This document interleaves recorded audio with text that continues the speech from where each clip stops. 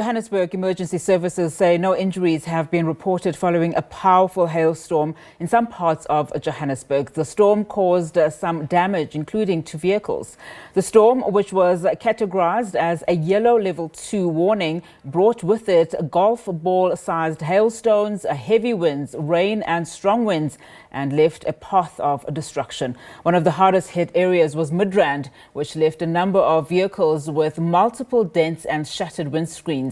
Damage to residential infrastructure and shopping malls was also reported, with some stores at Mall of Africa bearing the brunt as ceilings in some stores collapsed.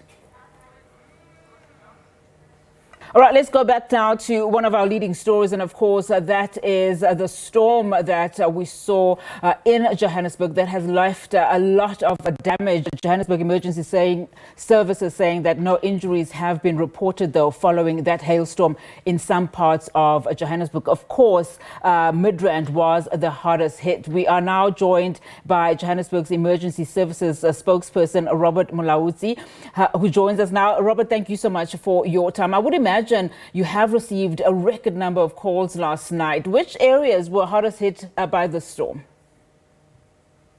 Good afternoon. Yes, we did receive the number of reports. Most areas which were badly affected by the storm was Bramfontein, Paulshof, Midrand, Sentin, and also some parts of Marlborough and also Soweto area. Of course, we know that there were no injuries reported, Robert, but what kind of assistance did you as emergency services provide? I mean, what are some of the things that you were dealing with? We did, of course, see a standstill on the highway, most of the highway, roads in Johannesburg, people opting rather not to drive any further. Yes, in Marlborough, there were a number of households which were affected by flooding, of which we had to assist them to clear the water in those houses. We didn't have to evacuate them. There was also a partial collapse of one of the well-known hotels in Rosebank, the Southern Sun Hotel, which affected the dining area where people had to be evacuated. In that incident, also, there were no injuries which were reported. And also, we had to rescue a lady in Soweto who fell into a drainage system in Orlando.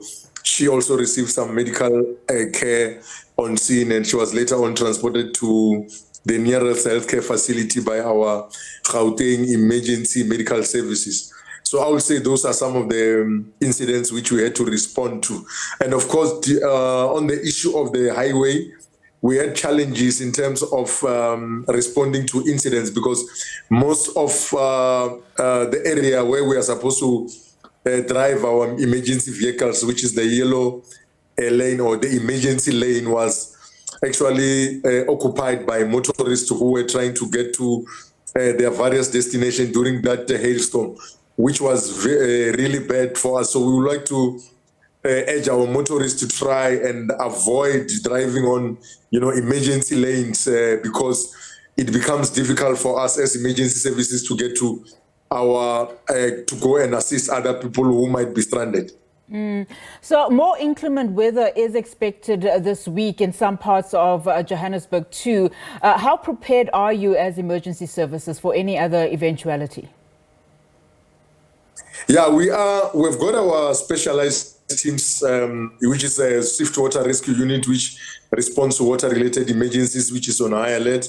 We also have our rescue teams, which are also on high alert, which mostly responds to structural collapse and other rescue incidents, which is on high alert. And also all our fire stations throughout the city are fully operational. So we should be able to respond to all emergencies which might occur. Over and above that, we've got our disaster management monitoring teams in all 7 regions of the city who are mostly monitoring our low-lying areas because we know as and when we have severe thunderstorms like the ones we're having now, those might be the areas which might be affected. So we would like to encourage our residents out there to continue to be safe, try and avoid crossing river streams. Our motorists who are driving to drive safely, extend the safe following distance, and also try and avoid trying to cross areas which might be flooded. All right, Robert, thank you so much for that update for us. Robert Mulaudzi there, and he's the Johannesburg Emergency Services spokesperson, saying that they are ready for any other eventualities on our roads should the weather become worse.